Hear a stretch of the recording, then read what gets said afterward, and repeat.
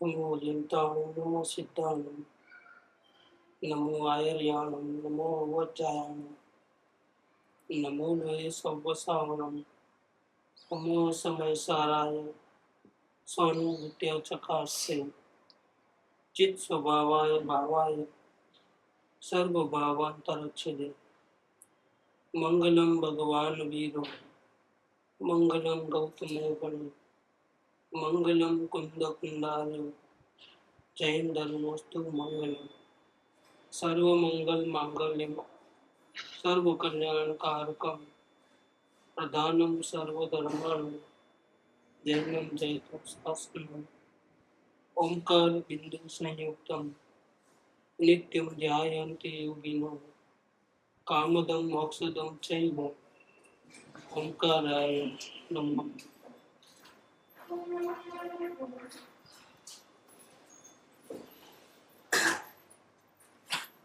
श्रीमद् राजचंद्र वचनामृत पत्रांक 247 ये पत्र भी शोभा भाई को लिखा है। 24 साल की उम्र में अनुभव के बाद का 7वां-8वां महीना है। वैशाख कार्तक में हुआ है अनुभव, वो वैशाख महीना है। हरि ने प्रतापे हरिनु स्वरूप मळशु त्यारे समझावशु और आश्चर्य का मार्ग है पीछे स्लोगन लिखा है पत्र के हेडिंग में। हरि माने कुदरत की कृपा होगी, मतलब पूर्व के पुण्य जाग उठेंगे तब हम आपस में मिलेंगे, तब हम अपने हरि का मतलब आत्मा का स्वरूप है वो हम समझाएंगे आपको। और समझाएंगे ऐसी भावना है, लेकिन समझाना अपने हाथ में नहीं, इसीलिए इस भावना को आश्चर्य का मार्ग बन दिया है। हरि ने प्रतापे हरिनु स्वरूप मळशु त्यारे समझाओ। ये सौभाग्य भाई उनके प्रिय शिष्य थे, दूर रहते थे। ये कृपाल मुंबई में व्यापार करते थे और वो बहुत मुसीबत के दिन थे। 70 साल की उम्र में भी उनको कमाना पड़ता था, खाने को नहीं मिलता था, राशन पानी भी उधार आता था 2 महीने का। ऐसी बहुत गरीब अवस्था में उन्होंने दिन काट रहे थे गांव में, लेकिन आपस में बहुत प्रेम हो गया था दोनों का। लेकिन पत्र व्यवहार करते थे, मिलते नहीं थे, मिलने की बहुत इच्छा थी लेकिन नहीं मिल सकते थे। पत्र व्यवहार होता था। अब पत्र व्यवहार होता है तो कृपालदेव इस जो पत्र के अंदर अपने भाव व्यक्त करते हैं। उपाधि न जोगे અને ચિત્તના કારણથી કેટલોક સમય સવિગત પત્ર વગર વ્યતીત કર્યો છે। व्यापार धंधा करते हैं तो उपाधि तो रहती ही है, नहीं चाहे तो भी दुकान में कोई आत्मध्यान थोड़ा होता है, दुकान में आत्मध्यान नहीं होता है। और कस्टमर तो कब आएंगे क्या पता है। तो दुकान में भी अपना आत्मध्यान ही करते थे वो ज्यादातर तो, लेकिन कस्टमर आकर के जितना करते थे उपाधि रखते थे। दूसरा, इनके जितना बुद्धिशाली पूरा व्यवस्थित प्लान करने वाले इनकी दुकान में इनके सिवा कोई नहीं था। हीरे जवाहरात वगैरह भी उन्होंने खुद परखना और पूरी खरीदी उन्होंने ही करना। बेचना है तो कभी कभी ऐसा होता है कि दूसरों से पटते ही नहीं थे, इनसे ही पटते थे। अगर आप जो भी आए तो इन्हों है तो बात करते नहीं तो नहीं चले आए। मतलब हर प्रकार का बोझा बिजनेस का भी पूरा इनके ऊपर था। और इनके तो पत्र लगभग करीब रोज आते थे सौभाग्य भाई के। ऐसे बहुत से मुमूसों के पत्र का व्यवहार रोज कराता था। पत्र आता तो लिखना है लिखना है लिखना है ऐसा होता, लेकिन कभी उपाधि का योग बहुत बढ़ के हो जाता है, पढ़ना भी नहीं होता है, पढ़ जाते हैं पत्र ऐसे ही रह जाते हैं। ये बात उन्होंने कही कि उपाधि ना जोगे અને ચિત્તના કારણ કેટલોક समय सविगत पत्र वगैरह व्यतीत करना चाहिए। ये बहुत देर हो गया तो विगत आपका पत्र मिला है करके छोड़ के रख देते, पोस्ट कार्ड डाल देते। विगत से जो जवाब देना चाहिए सामने वाले नहीं होता था। उपाधि के कारण और चित्त के कारण। चित्त काम नहीं कर रहा है, चित्त में ये करूं वो करूं ऐसा विकल्प कोई भी आता है तो बहुत भार लगता है और चाहता नहीं है आत्मा की हम कुछ विचार करें। इसी दो कारण के, बाहर में उपाधि और अंदर में चित्त काम करने को तैयार नहीं है, रुक गया है, मन रुक गया है, बस करना नहीं रहा है। इसके कारण बहुत समय से विस्तार से पत्र नहीं लिखा है, ऐसे ही चले गया है। ये दो कारण में मूल कारण कौन सा, अब ये बात बताते हैं। तेमा पण चित्तनी दशा मुख्य कारण होगी। अगर बाहर में उपाधि न भी हो, निवृत्ति हो, तो भी पत्र टाइम पे नहीं लिखने का मूल कारण है चित्त की शून्यता, चित्त की दशा कि ये करूं वो करूं, समझाऊं नहीं समझाऊं, सब कुछ नहीं। कभी कभी ऐसा होता है कि जो इम्पोर्टेंट काम होता है वो इम्पोर्टेंट काम घर बैठे नहीं होता है, उसके लिए हमको पर्सनली ही जाना पड़ता है।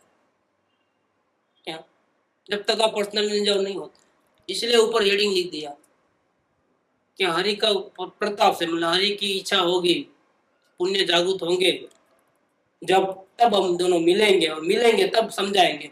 ये पत्र से समझाना हमारे से मुश्किल है। क्या कभी लिखने का भाव होवे, कभी नहीं होवे, क्या होगा, कब लिखना होगा, कब आप पत्र लिखोगे, फिर 3-4 दिन के बाद हमको मिलता है, फिर मिलने के बाद पढ़ के लिखना है करके वो साइड में रहेगा तो रह गया। कब लिखने का होगा और कब पोस्ट करेंगे और कब मिलेगा। उस जमाने में कोई प्लेन से नहीं जाते थे पत्र, रेलगाड़ियां भी नहीं थी, दूसरा कोई व्यवस्था था, मैसेंजर सिस्टम थी कि रोज यहाँ से एक गांव से कोई आदमी वहां जावे। पोस्ट भी आ गई थी लेकिन कितना डिले होता होगा वो भी देखने की बात। ऐसा पोस्ट माने मैसेंजर सिस्टम था। इस प्रकार रेलगाड़ी तो थी नहीं, प्लेन का भी प्रॉब्लम था, प्लेन का भी था। उस जमाने की ये बात है, मतलब 111 साल पहले की बात है। तो कब मिले पत्र, इससे तो अच्छा है कि जब हम मिलेंगे तो हम एक दूसरे को समझा देंगे कि क्या है क्या नहीं है। चित्त की दशा मुख्य कारणों में हालમાં आप केवा प्रकारથી कार्ड व्यतीत करो છો તે જણાવશો। अब आप क्या करते हो उसे बताना, मतलब अपने परिणाम व्यक्त करना, और आपकी इच्छा क्या है वो भी बताना, અને શું ઈચ્છા રહે છે તે પણ જણાવશો। વ્યવહારના કાર્ય વિશે શું પ્રવૃત્તિ છે અને તે વિશે શું ઈચ્છા રહે છે તે પણ જણાવશો। क्योंकि बाह्य व्यवहार तो सौभाग्य भाई का बहुत डेलिकेट था। क्या उतनी कमाई नहीं होती थी कि 2 टाइम का खाना भी नसीब में अच्छा मिल जाए, इतनी कमाई नहीं। वो टाइम सस्ताई का जमाना था तो भी ये हाल थे। क्या इतनी महंगाई नहीं थी तो भी वो हाल था। અને તે વિશે શું ઈચ્છા રહે છે, વ્યવહાર कैसा चल रहा है और आपको क्या इरादा है आगे, ये सब मालूम करना, એ પણ જણાવશો। એટલે કે તે પ્રવૃત્તિ સુખરૂપ લાગે છે કે કેમ તે જણાવશો। जिस चुंगाल में फंसे हो वो दुखरूप लगता है कि सुखरूप लगता है, मेन बात तो वो है। अगर दुखरूप लगता है तो फायदा है, इसका मतलब आप छूटना चाहते हो। अगर दुखरूप नहीं लगता है, निषेध नहीं है अंदर में, तो इसका मतलब ये हो गया कि आप आत्म कल्याण के योग्य नहीं हो। क्यों कि आपको पहले से ही मजा आ रही है, अब क्या करोगे, मगर सुख को कैसे ढूंढोगे। ये इस मार्ग में आना है तो चारों ओर से कट गया है, कोई निशा किनारा नजर नहीं आता है, और छूटने की भावना है, उसका ही काम है। वो 1 महीने में भी काम कर ले, 1 दिन में भी काम कर ले, उसकी भावना के साथ। जिसको बाहर में थोड़ा भी मजा आता है उसका तो काम भी नहीं है। इसीलिए पहले क्या करते हैं, कोई भी जीव आया तो अवलोकन करने को कहते हैं। क्यों कि अगर बाहर में कहीं मजा है तो वो निकल जाए और दुखी हो जाए। अवलोकन दुखी करने का प्रयत्न है। अपने भावों को देखेगा तो पता चलेगा कि मैं कितना गलत काम कर रहा हूँ, और फिर भावों से बचने का प्रयत्न करता है कि ऐसे विचार क्यों आते हैं, नहीं चाहते हुए भी क्यों आते हैं। ऐसा करके भावों का निषेध होता है, और कितना भी निषेध कर लो अवलोकन से सफाया नहीं होता है भावों। और वो चाहता है कि मुझे गुस्सा ना आवे, मुझे ये ना हो, मुझे वो ना हो, सब अच्छे ही भाव आवे, लेकिन कैसे आएंगे। तो क्या होता है, सुखी नहीं होता है, क्या होता है, दुखी होता है। ये अवलोकन दुखी होने की कला है और वेद ज्ञान सुखी होने की कला है। दोनों ऑपोजिट है, एक परचेजिंग है और एक सेल्स है। एक दुख खरीदो, पहले नहीं होते तो दुखी हो जाओ अच्छी तरह से, ताकि संसार का तमाम रस जो है, सुख बुद्धि है, रुचि है, जीरो हो जाए। दुखी आदमी को मेवे मिठाई भी अच्छे नहीं लगते हैं। उसकी कितनी भी तारीफ करो वो बोलता है वो करो, लेकिन मेरे को क्या मिला है, दुखी दुख मिला है। आप भले ही मेरे गुणों की तारीफ करते हो, बहुत उदार हो ने, बहुत अच्छे हो दिल के हो ने, लेकिन मेरे को खाने को भी नहीं मिलता है, तो उसको तारीफ का कोई फिर मजा नहीं आता है क्या? या खाने को दो रोटी नहीं है, वो नहीं चीफ मिनिस्टर उसके साथ खाना खाता है, बुढ़िया औरत के साथ। और बुढ़िया औरत इतनी गरीब थी कि मांग के खाती थी गांव में अपने, और दलित हरिजन थी। चीफ मिनिस्टर को ऐसा भाव आया कि कौन गरीब कौन है उसके साथ मैं खाना खाऊंगा। खाना खाया और प्रेस लोगों ने उसको फ्रंट पेज में छापा कि देखो कि हमारे चीफ मिनिस्टर क्या करते हैं, ऐसे गरीब बुढ़िया जो हरिजन है, जो भीख मांग के खाती है, उनके साथ भी खाना खाते हैं, साथ में बाजू बाजू बैठकर। और फोटो आया। चीफ मिनिस्टर को अपना नाम करना था, लेकिन इसका तो बेहाल हो गया बुढ़िया का। बोले तुमको तो चीफ मिनिस्टर इतना मान इज्जत देते हैं ना, जाओ चीफ मिनिस्टर के पास ही जाओ, हमारे पास क्यों आते हो? भूखे मर रही। अभी अभी क्या हाल की बात है, परसों पेपर में पढ़ा, अचानक नजर गया, मैं क्या दुखी हो गए बेकार के। एक दिन भोजन करने को मिला चीफ मिनिस्टर के साथ, अब सारा दिन भूखे मरने का है। कोई भीख देता नहीं, पहले देते थे। क्यों? जाओ उधर चीफ मिनिस्टर, जलन जलन लोगों को, क्या उधर ही जाओ आप। शंका असर, शंका असर देखो, उन्होंने अपनी पब्लिसिटी की और ये दुखी हो गए। ऐसे लोगों के पास जाना नहीं कभी, क्या दुखी हो गए। ये हाँ, दुखी होना कंपलसरी है। ये अवलोकन चीफ मिनिस्टर को सुखी करने वाला नहीं, क्या अपने को तो वही मंग मंग के खाने की आदत ही हो, वही रहने वाला है। तो संग करते हैं तो ऐसा तकलीफ होती है। संसार का संग, संसार के सुखों का संग इतना खतरनाक है, आप वापिस दुखी हो जाओ। एक कहानी पढ़ी थी मैंने कि बहुत बड़ा महल में रानी रहती थी, और उसका जो बिस्तर जिसपे वो शयन करती थी वो ना बढ़िया था। ऐसा उंगली डाले ना, ऐसा उंगली तो भी अंदर घुस जाए, इतना नरम नरम। क्या एक दिन रानी कहीं बाहर गई, तो उसकी दासी तो घर में रहती है ना, साफ सफाई करने वाली, अब ठीक ठाक करने वाली। उसको विचार आया कि कितनी अच्छी नींद आती है इसके ऊपर, कितना नरम नरम है, जरा देखूं सो के। क्या अभी तो कोई नहीं है ना महल में, थोड़ा मैं 5 मिनट टेस्ट कर लूं कैसा लगता होगा, क्या और टेस्ट कर लेते।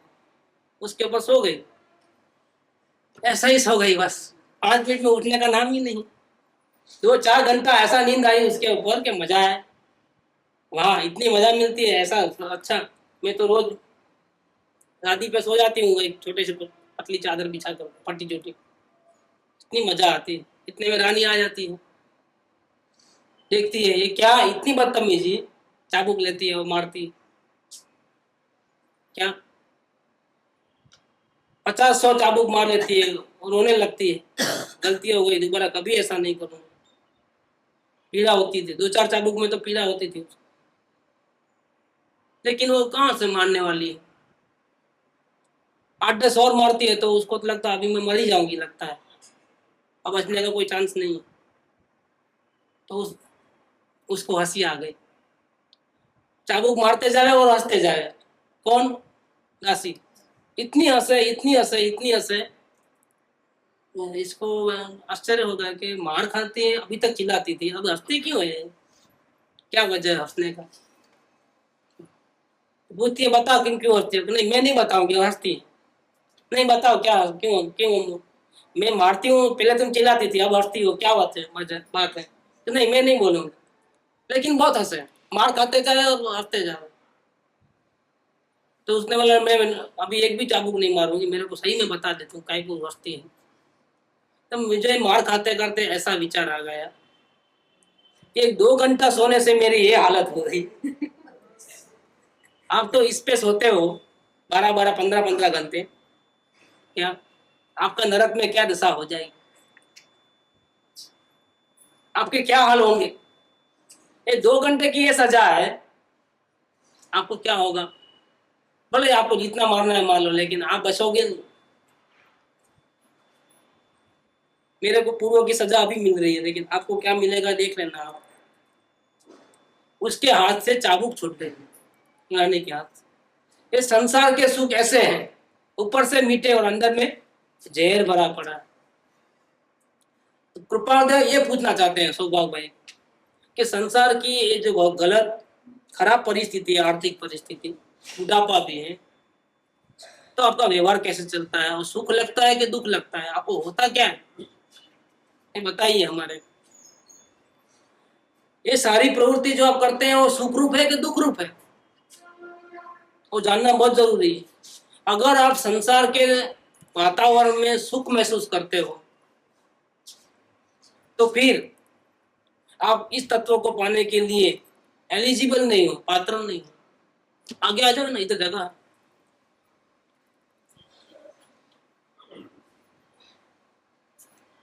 तो सौभाग्य भाई को ये सब बातें उन्होंने कृपादेव ने पूछा है। अब कृपादेव अपनी दशा के बारे में बात करते हैं। लिखा था ना, चित्त की दशा के कारण, 2 कारण बताए, एक बाह्य उपाधि और एक अंदर में चित्त की दशा। ये दोनों का प्रॉब्लम है, इसलिए टाइम पे पत्र नहीं लिख पाया। तो उपाधि तो समझ में आता है, लेकिन चित्त की दशा वो क्या चीज है, वो सौभाग्य भाई को अच्छी तरह से समझाना चाहते हैं। और इसलिए समझाना चाहते हैं ताकि उपाधि से भी ज्यादा जिम्मेदार कौन है, चित्त की दशा। इसलिए चित्त की दशा समझ में नहीं आता है, उपाधि समझ में आता है। चित्त की दशा क्या है ज्ञानियों की वो समझ में नहीं आता है। और सौभाग्य भाई बहुत भाग्यशाली थे कि कृपादेव अपना पूरा दिल उनके सामने खोलते थे, बहुत भाग्यशाली। यहाँ पर ये पत्र के अंदर कृपादेव ने अपना दिल खोला है। कैसी हालत है, 24 साल की उम्र, आत्मा का बाण 8-10 महीने पहले हो गया है, पर इनकी हालत क्या थी अंदर। हीरे जेवरात का व्यापार करने वाले की क्या अंदर में स्थिति थी, वो देखने की मिलती है यहाँ। चित्तनी दशा चैतन्यमय रहा करे छे। कैसी रहती है, चैतन्यमय। चैतन्यमय माने क्या, चैतन्य कैसा है, ज्ञाता दृष्टा स्वभाव है।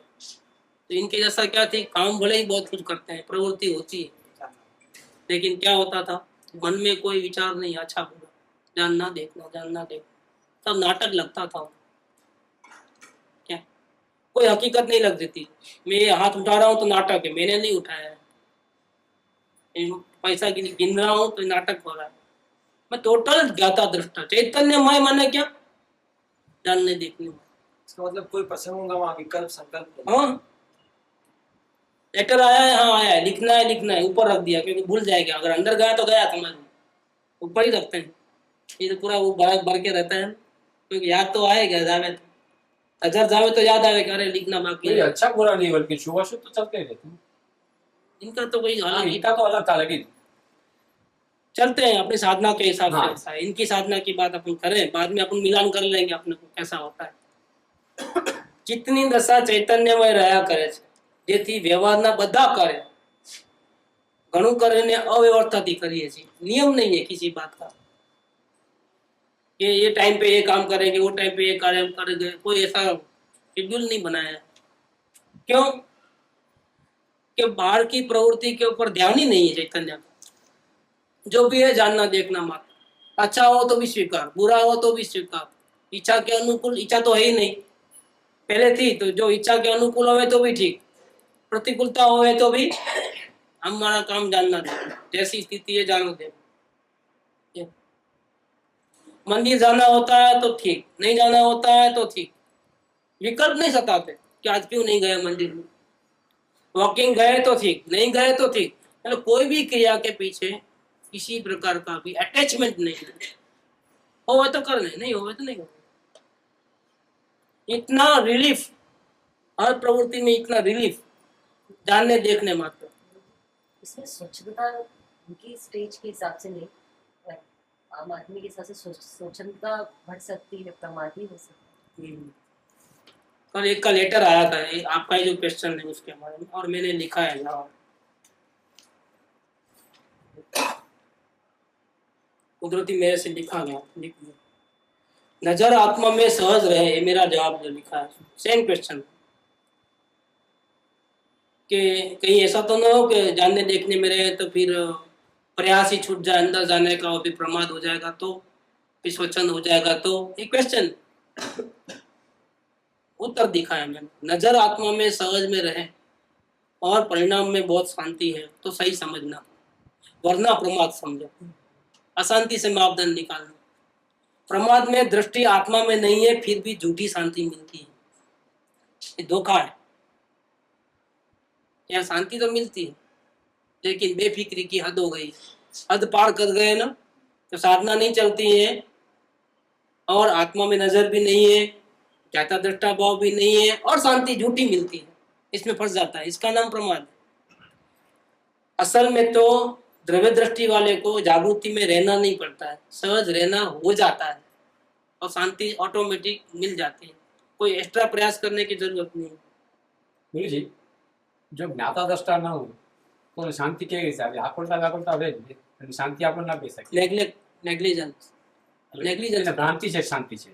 हाँ, शांति की શાંતિ છે भ्रांति होती है। ભ્રાંતિ मेरे को हिंग लगे ना फटाकड़ी मोह जब मुक्ति ज्ञान कथे अने અંતર છે। अंतर छूट्यो न मोह ते पामर प्राणी करे मात्र ज्ञान मंत्रो। इसका नाम प्रमाद और स्वच्छंद। द्रव्य दृष्टि की बातें सीख गए, मैं भगवान आत्मा हूँ, वो आ गया माइंड में, लेकिन देखा नहीं है भगवान आत्मा। नजर बाहर भटकती है, सब जगह मोह राग द्वेष हो रहा है, मेरे को क्या, मैं तो भगवान आत्मा हूँ, मेरे को कुछ नहीं होता। ऐसी बेफिक्री, और ऐसी बेफिक्री की झूठी शांति मिलती है, अंतर की शांति नहीं है। उसके तो 12 बज जाने वाले, समझ लेना आप। है। नजर विकल्प भी साथ में नहीं है भैया जी। हाँ, जो वो ऐसा द्रव्य दृष्टि पर तो विकल्प कम हो जाएंगे, ऐसा बाहर विकल्प भी ज्यादा बढ़ जाएंगे। हाँ, बढ़ जाते हैं। उपयोग 12 तो विकल्प देते हैं, द्रव्य दृष्टि में विकल्प तो 0 जैसा हो जाते हैं। ये चैतन्य में जैसा हो जाती है द्रव्य दृष्टि में। क्या और चेक कर अपने कहाँ है हालत चेक करनी। कि उन्होंने लिखा है कि हम केवल पुरुषार्थ बढ़ाने की भावना कर सकते हैं, उस अनुरूप कार्य करने जाते हैं तो यह गलती है क्योंकि बोझा लगता है। ठीक, उन्होंने लिखा है उसके बारे में कि द्रव्य दृष्टि ही अच्छी है, मगर हम निरंतर द्रव्य दृष्टि में कहाँ रहते हैं। अगर रहते तो परिणाम की, अगर रहते द्रव्य दृष्टि में तो परिणाम की फिक्र नहीं करनी पड़ती, क्योंकि परिणाम उगड़ते ही नहीं है द्रव्य दृष्टि में रहे। उस अनुरूप कार्य तो द्रव्य दृष्टि से सहज होता ही है, ये परिणाम तो कंट्रोल में रहते ही है द्रव्य दृष्टि के कारण। करना कहाँ है, करने जाते हो, इसका मतलब क्या, आप द्रव्य दृष्टि में नहीं हो। क्या इसीलिए फिर बोझा लगता है, अंतर में जाने की जो प्रैक्टिस है वो बोझा रूप लगती है अपने को, क्योंकि हम द्रव्य दृष्टि में नहीं है, इसलिए ऐसा होता है। द्रव्य दृष्टि में रहेंगे तो ये प्रॉब्लम उत्पन्न ही नहीं होगा कि हमको कुछ करना पड़े, क्योंकि वो जागृति अपने आप रहती है, शांति अपने आप रहती है। ये बोझा कहाँ है, ये तो द्रव्य दृष्टि में नहीं रहते हैं, बाहर बस फंस गए हैं, और फिर वापिस आने का भाव होता है और फिर नहीं होते हैं। क्यों कि हमारा उपयोग ज्यादातर बाहर में वेस्ट हो जाता है, आत्मा पे नहीं रहता है।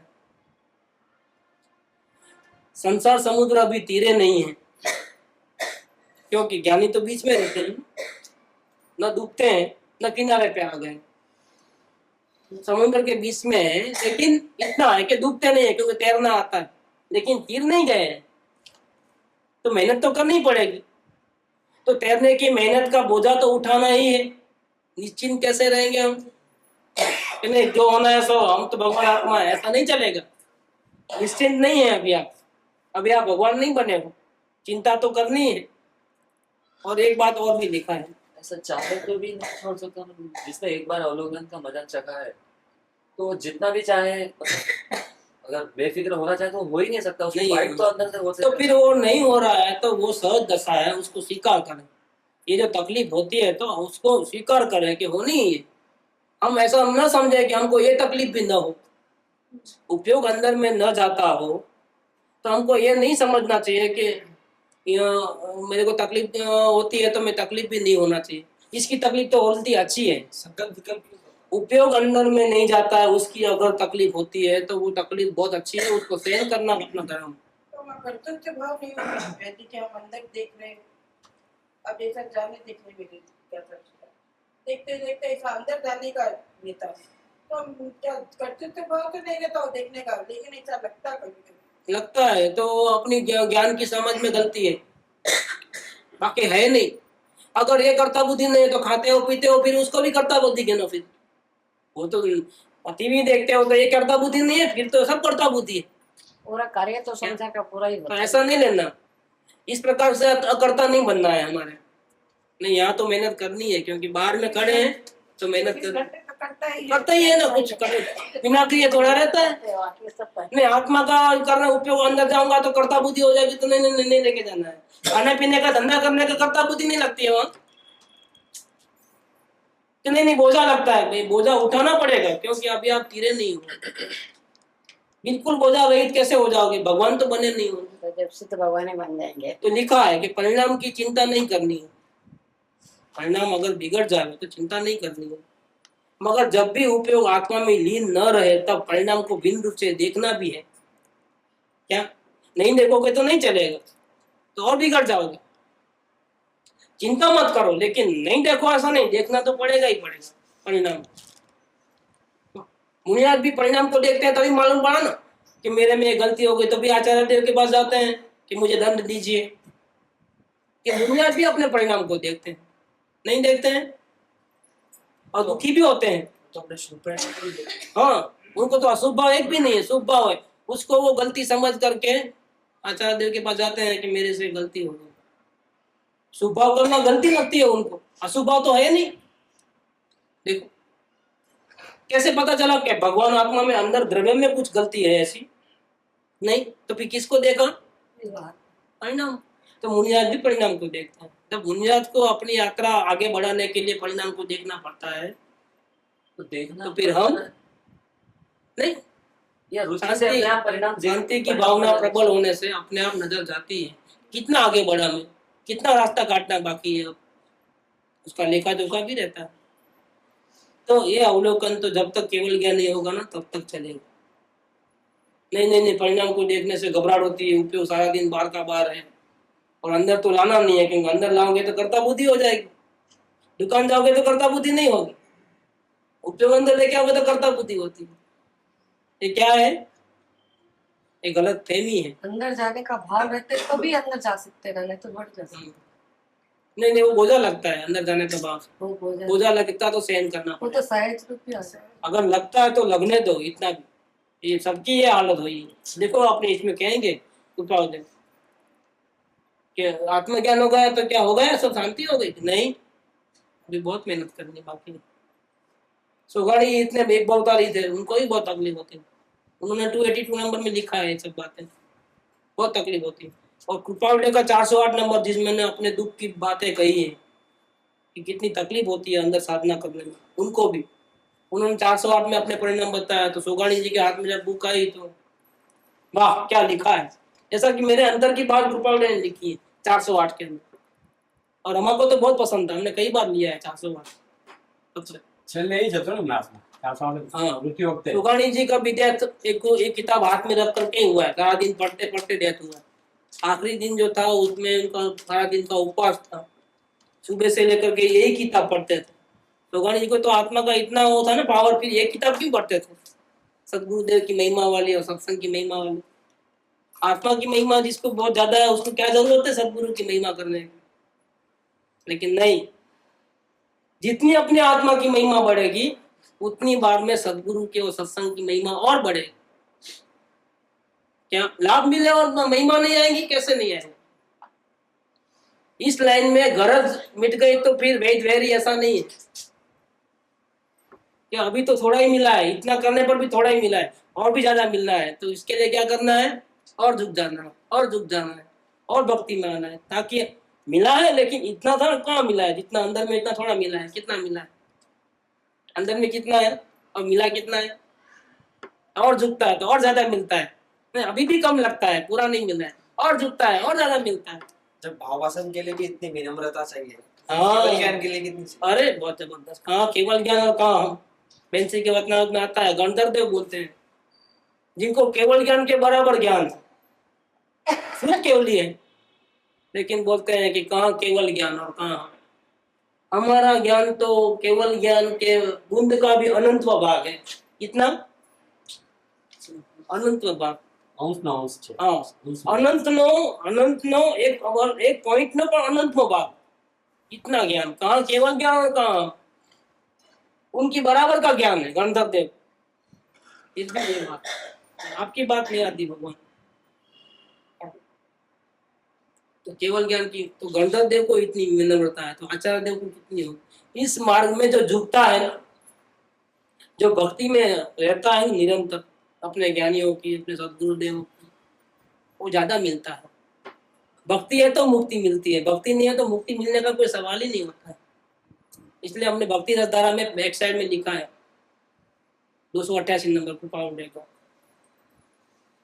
कि भगवान मुक्ति सभी को दे देता है लेकिन भक्ति सभी को नहीं देता है। इतना कंजूसी क्यों करता है? फ्रंट बैक साइड के फ्रंट में लिख भगवान को इतना लोभ क्यों भक्ति का? क्या वो तो किसी को नहीं, मुक्ति सभी को लेके जा दिया, भक्ति नहीं देता है क्योंकि भक्ति देगा तो ही मुक्ति मिलेगी ना। जिसको भक्ति दे दिया ना एक दफे उसको तो अगर आप नहीं दोगे तो भी छीन के लेके जाएंगे मुक्ति। इस देना ही पड़ता है। आप छीन के लेके जाने के बदले दे दो ना भैया तो दे देते हैं। मुक्ति सभी को दे देते हैं लेकिन भक्ति सभी को नहीं देते हैं। भक्ति तो सिर्फ योग्यता वाले को ही दिए जाते हैं। क्या और कोई आवे और आके टेप टॉप आदमी टाई बाई पहन करके मेरे को आपके पास नौकरी रख दो, रख लेते हो। एकदम खूबसूरत है, टाई पहना है, अंग्रेजी फटाफट बोलता है, क्या एकदम बूट बूट पहन के आया है, मेरे को नौकरी चाहिए, रख लो मेरा। जो देना है दे देना। बिल्कुल नहीं रखोगे आप तो। नहीं मैं कुछ नहीं मांगता हूँ, मेरे आपको जो देना है देना। तो बिल्कुल रखने का सवाल नहीं है। रखोगे? हाँ। ऐसे भक्ति सभी को मिलती नहीं है। आप ऐसा मत समझना कि हम झुक जाएंगे तो हमको मुक्ति मिल जाएगी, भक्ति मिल जाएगी। भक्ति में ही बहुत प्रॉब्लम है। भक्ति सभी को नहीं दी जाती। ભક્તિ વગરનું જ્ઞાન રસ વગરના रस वगरનું ज्ञान, भक्ति बिना ज्ञान क्या था? शून्य। भक्ति के साथ है तो सुशोभित है, भक्ति नहीं है और ज्ञान है जीरो है, कोई वैल्यू नहीं है उसकी। कितने भी अच्छे मेवे मिठाई बनाओ लेकिन ये सब्जी बनाओ फर्स्ट क्लास, लेकिन नमक मत डालो, क्या होगा? नमक नहीं डालो, खत्म, पूरी मजा ही गई। सुगंध अच्छी आ रही है, एकदम कलर अच्छा है, गर्मा गर्म है, सब चीज बराबर है, लेकिन नमक ही नहीं डाला है, क्या होगा? भक्ति दी नहीं जाती, भक्ति दी नहीं जाती। हाँ भक्ति की नहीं जाती है, इसलिए भक्ति के लिए हमको योग्य बनना पड़ता है। दी नहीं जाती। हाँ दी नहीं जाती है, वो तो हो जाती है। हो जाती है, भक्ति हो जाती है। हमारे को शांति की सच्ची प्यास है तो सदगुरु मिल जाते हैं, तो सदगुरु के गुणों को देख करके हम झुकते नहीं है, झुकना हो जाता है और सर्व समर्पण भाव हो जाता है। छुपाना नहीं होता है, अपनी पूरी बातें वो कह देना होता है। तभी तो इलाज करेंगे, तो कैसे इलाज करेंगे? क्या शॉर्टकट लॉन्ग कट सब मालूम है उनको, square cut mid on mid of सब मालूम है। अच्छे बैट्समैन है लेकिन आपको पूरा बताना पड़ेगा, फिर आपको कौन सा शॉट मारना बता देंगे, कहाँ से चौवा छक्का मारना है। क्या बैट्समैन ही ऐसे हैं, सर्व कला 72 कला होती है ना, सब में पारंगत है। आप कौन सी बात कहते हो वो बता देते हैं। अब आप में जो ताकत चाहिए कि आप खींचने की क्या सौभाग्य भाई में थी, इसलिए पूरे परिणाम बता देते थे। तो परिणाम की चिंता करना नहीं है, लेकिन परिणाम को नहीं देखोगे तो भी काम नहीं चलेगा। देखना तो पड़ेगा ही पड़ेगा, कंपलसरी है। थोड़ा बोझा तो उठाना पड़ेगा, बिल्कुल बेफिक्र मत हो जाओ कि नहीं अब दैवीय दृष्टि भी जब होना है तब हो जाएगा, उपयोग जब अंदर में जाना होगा जाएगा, फिर दुकान भी जब जाना होगा जाएगा, घर में बैठे रहो।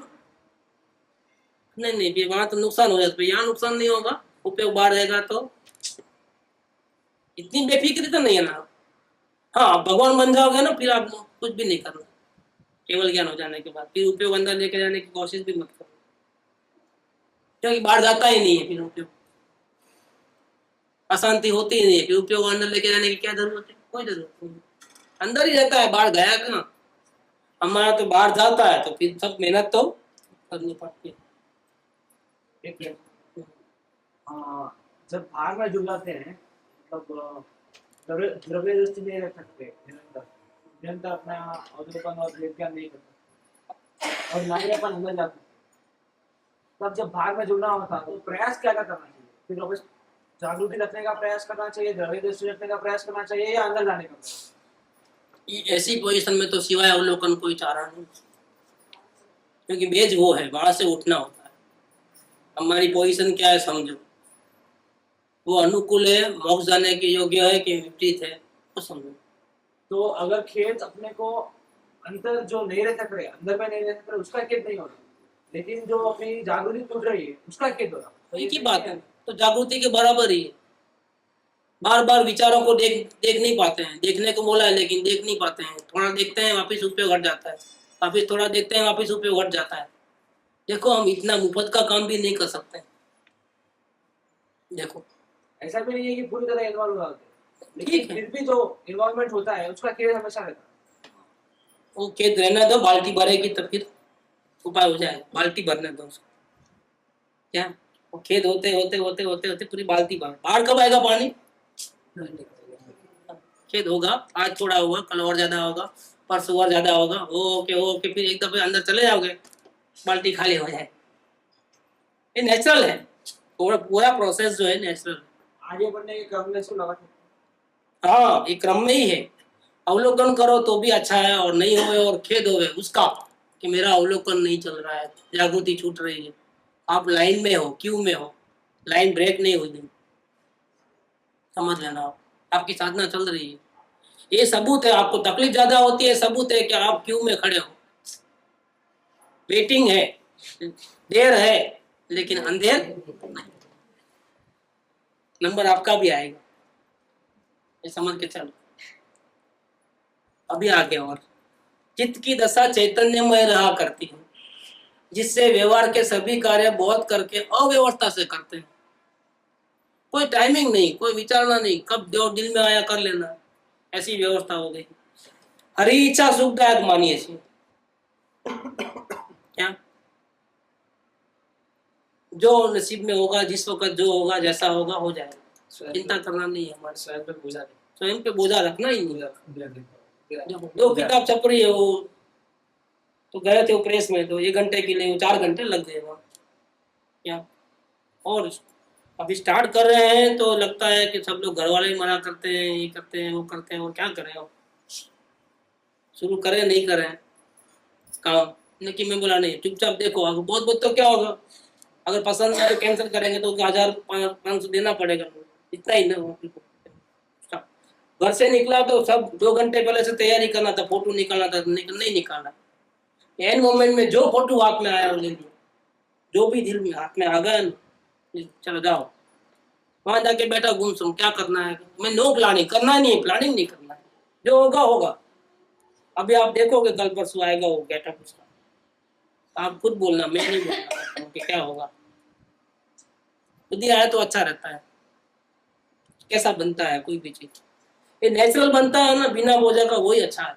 अपन प्लानिंग कर करके आखिर में दुखी हो जाते हैं, बाद में जो होना होता है वही होता है। इसलिए दुखी तो कभी नहीं होना है, बिल्कुल नहीं। हो तो लिख लो अपने यहाँ पर कि मैं अपनी आत्मा को कभी दुखी नहीं करूँ, कुछ भी हो जाता है। क्यों उस दिन आत्मा को बेच दिया, रोया तो खलास हो गए, साधना जीरो है, कितनी भी अच्छी साधना है, रोया ना खलास, जीरो। दुखी तो नहीं करना, जो होगा देखने वाले रह जाना। देखो साधना कितनी अच्छी चलती है, काम कैसे होते हैं, ऐसे भी काम वही होने वाले थे, बाद में भी वही होने वाले हैं। सिर्फ फर्क क्या रहता है, दुखी होना या सुखी होना, बस इतना फर्क है। बस रिएक्शन का असर। यानी कभी इस प्रकार से सर पे पत्थर नहीं मारते, प्लानिंग कर कर दुखी नहीं होते। तो यह ये बात है कि चित्त हरी इच्छा सुखदायक मानते हैं, कि नुकसान भी सहन करने को तैयार है, फायदा भी जो होगा देख लेगा, जो भी होगा हम एक्सेप्ट है, लेकिन प्लानिंग तो नहीं करना, हर जाए तो भी प्लानिंग नहीं करना, ये नक्की कर दिया। हरी ઈચ્છા સુખદાયક માનીએ છીએ, એટલે જે ઉપાધિ જોગ વર્તે છે તેને પણ સમાધિ જોગ માનીએ છીએ। देखो कमाल, तकलीफ आती है तो वो हमारे लिए समाधि है। क्यों? तो वो हमको तकलीफें जो है हमको जागरूक करती है, नहीं तो हम अपने से जागने वाले नहीं है। क्या भक्ति है तो भगवान है, नहीं तो आदमी हैवान है, लिखा है उसमें कवि प्रेम में कि भक्ति है तो भगवान है। क्या भक्त नहीं है तो भगवान की क्या कीमत, पड़े है मंदिर में ऐसे। लेकिन नहीं, भक्ति है, भक्त है ना तो भगवान भी है, नहीं तो आदमी क्या है, हैवान। तो ये लिखा है कि नहीं तकलीफ आवे तो अच्छा है, तो झुकेगा, झुकेगा तो भगवान की याद आएगी। क्या लिखते हैं इधर, એટલે જે ઉપાધિ જોગ વર્તે છે તેને પણ સમાધિ જોગ માનીએ છીએ। ये कला है, प्रतिकूलता को अनुकूलता कैसे बनाना। हम तो प्रतिकूलता आते हैं ना, दुख में हमारी इच्छाएं पूरी नहीं होती है, हमारी महत्वाकांक्षा जीरो हो जाती है और इतना दुखी दुखी दुखी, और फिर मेन प्रॉब्लम क्या है वहां पर, दुख के कारण दूसरों को मानते हैं, जबकि हमने कर्म किए इसलिए दुखी है, वो नहीं दिखते हैं। हमने वो हमको दुखी करता है, हमने भूतकाल में गलत काम किया था, इसीलिए हमको ऐसे लोगों के संग में रहना पड़ता है, इतना दुखी होना पड़ता है, हमारा ही गलती है, किसी की गलती नहीं है। ऐसा नहीं होगा कभी भी। इसलिए क्या फिर दुखी हो स्वयं हो रहा है, अपने कर्मों की फल के काट रहा है, सजा काट रहा है। और गुनहगार किसको गिनता है, अपने को नहीं गिनता है, किसको गिनता है, आजू बाजू भाई को गिनता है, माँ बाप को गिनता है, सास को गिनता है, ससुरे को गिनता है, बेटे को गिनता है, देवर को गिनता है, ग्राहक को गिनता है, हस्बैंड को गिनता है। क्यों? ये दुख के कारण नहीं, और सुधार करने को चाहता है कि वो सुधर जाए, वो कभी सुधरेंगे नहीं और आप कभी सुखी होंगे। इसमें मेन प्रॉब्लम ये है कि स्वयं को निर्दोष मानते हाँ, वही गलती है। अगर भैया तुम निर्दोष हो तो दुखी क्यों होते हो? अपने को निर्दोष भी मानते हो और वो ऊपर से दुखी भी होते हो। ये साबित करता है, आप दुखी होते हो, ये साबित करता है कि आप जरूर गलती करते हो। गलती करने वाला दुखी हो, गलती नहीं करने वाला क्यों दुखी हो? वहाँ पे बहाना है ना उसके, वहाँ पे बहाना है उसके बाद। हाँ, बहाना तो है। जब दुखी होता है तब ऐसा बोलता है नहीं सुधरेगा तो मारता है, तो ये अच्छा बहाना है क्या अपने आप को बचाने का। जब दुखी होता है तब ऐसा सोचता है कि नहीं, मैं मेरे लिए दुखी नहीं हूँ, मेरे साथ ऐसा करते हैं इसके लिए दुखी नहीं हूँ, लेकिन जो जब ऐसा करते तब उनको इतने विकल्प होते हैं मेरे वजह से, इसके लिए मैं दुखी हूँ। उसने लिखा है ना, अच्छा लिखा है। बच्चे को मारते हैं कि तुम सुधरेगा नहीं, अब तुझे मारना ही पड़ेगा। तो उसने लिखा क्रोध को छुपाने का अच्छा बहाना है। ये क्या, कुछ ना कुछ ये जीव है ना, कुछ ना कुछ रास्ता निकाल लेता है। अपनी गलती भी जायज है, वो बताने के लिए उसको हजार बहाने हैं। क्या आप क्या समझते हो कि हम दिल से गलती करते हैं? हमको जरा भी इरादा नहीं है गलती करने का।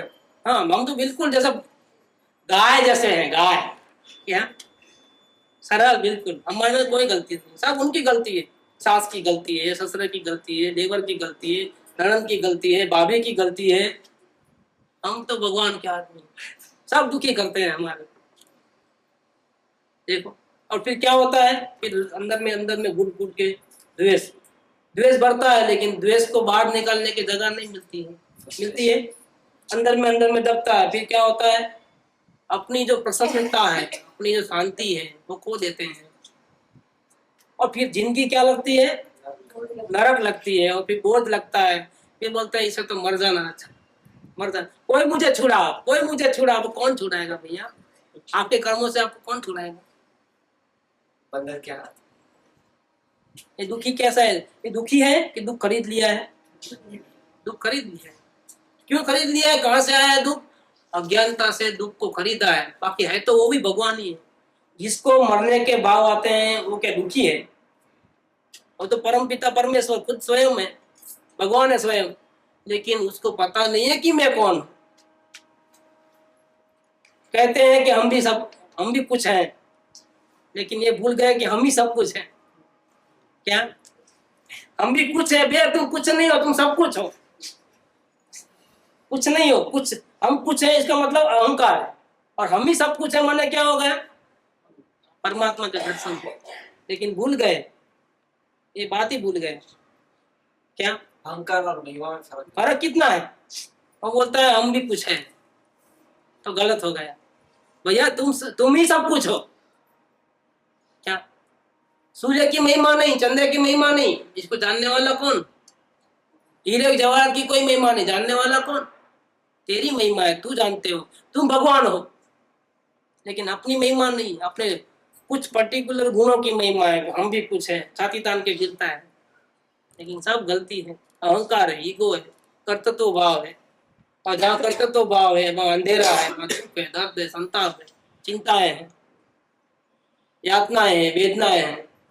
और फिर पूछता है कि मुक्ति कैसे मिले? तुम अपने सर पे पत्थर मारना छोड़ दो। क्या जैसे वैसे अपने आप को स्वीकार करो, तो कैसे हैं हम फिर? हम परमात्मा, स्वयं परमात्मा है। कोई हमको ना दुखी कर सकता है, ना कोई हमको सुखी कर सकता है। क्यों? तो सुख दुख तो पर्यायवाची शब्द है, रात और दिन। न हम रात है, ना हम दिन है। हम तो आनंदमय है, चैतन्यमय है, जानने देखने मात्र है। बस सुख दुख से पार है हम। सुख शब्द है ना, गलत हो गया है। लोग भ्रांति को सुख मान लेते हैं, इसलिए उसकी कोई वैल्यू नहीं है। आजकल थैंक यू की वैल्यू नहीं है, सॉरी की वैल्यू नहीं है। क्या मिसयूज बहुत होगा तो उसकी वैल्यू चलेगी। सुख मत बोलो, आप आनंद में रहना है, ऐसा बोलो। क्या शांति शब्द अच्छा है। कम दुख का भाव इक्वल टू सुख मानना। हम्म? कम दुख का कम दुख को हम सुख मानते हैं। संयोग अच्छे नहीं है, पार वाले अच्छे नहीं है, इसलिए दुखी है। वो अच्छे हो जाएंगे तो हम वापिस सुखी हो जाएंगे। मतलब इसका मतलब हमको परमानेंट शांति नहीं चाहिए, जिंदगी में हम भीख मांगते हैं संयोगों से कि संयोग अच्छे नहीं है तो हम दुखी हैं, संयोग अच्छे हो जाएंगे तो हम सुखी हो जाएंगे। इसका नाम मुक्ति है, संयोग अच्छे हो जाना। संयोग अच्छे हो चाहे बुरे हो, फिर भी हम आनंद में रह सकते हैं अगर हमारे पास समझ है तो। और उसका नाम मुक्ति है, वो मुक्ति का दरवाजा है, और ज्ञानी के पास वो चीज है। इसीलिए यहाँ लिखते हैं कि हरी ઈચ્છા સુખદાયક માનીએ છીએ, એટલે જે ઉપાધિ જોગ વર્તે છે તેને પણ સમાધિ જોગ માનીએ છીએ। यहाँ तक रखें, क्योंकि आज दूसरा ही प्रोग्राम है, थोड़ा 15 मिनट का। कल और आगे कृपा की अंतरदशा समझने की कोशिश करेंगे। बहुत बढ़िया लिखा है, ये बहुत दिन पहले मैंने पढ़ा था, करीब 10-15 साल हो गए होंगे। आज मेरे को याद आया कि यही पढ़ना है, ये लिखते हैं। सुख धाम अनंत सुसंत चही, दिन रात रहे तद ध्यान मही। प्रशांति अनंत सुधामय जे, प्रणमो पद तेवर तेजयते। प्रणमो पद तेवर तेजयते। प्रणमो पद ते